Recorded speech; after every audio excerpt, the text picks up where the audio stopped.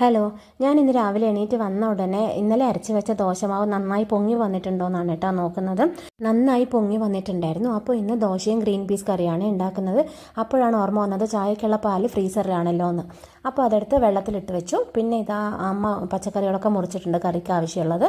അതപ്പോൾ എല്ലാതും ചേർത്തതിന് ശേഷം വേവിച്ചെടുത്തിട്ടുണ്ട്. പിന്നെ കുറച്ച് തേങ്ങാപ്പാലും കൂടി ചേർത്ത് കൊടുക്കുന്നുണ്ട് അതിലേക്ക്. പിന്നെ ഇതാ ഇനിയിപ്പോൾ നമുക്ക് ദോശ ഉണ്ടാക്കിയെടുക്കാം. അപ്പോൾ കുട്ടികൾക്ക് കൊണ്ടുപോകാനുള്ള ദോശ ഉണ്ടാക്കണം, പിന്നെ കഴിക്കാനുള്ള ദോശ ഉണ്ടാക്കണം. അങ്ങനെ ഏകദേശം ദോശയൊക്കെ ആയിട്ടുണ്ട്. കറിയും ഇതാ വറവൊക്കെ ഇട്ട് റെഡി ആയിട്ടുണ്ട്.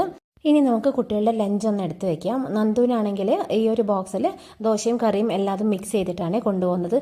മീനുകുട്ടിക്കാണെങ്കിൽ ഇതുപോലെ ദോശ ചെറിയ പീസുകളാക്കി വെച്ച് കൊടുക്കും, പിന്നെ ഒരു പാത്രത്തിൽ കറിയും വെച്ച് കൊടുക്കും. അവൾക്ക് ഇങ്ങനെയാണ് ഇഷ്ടം.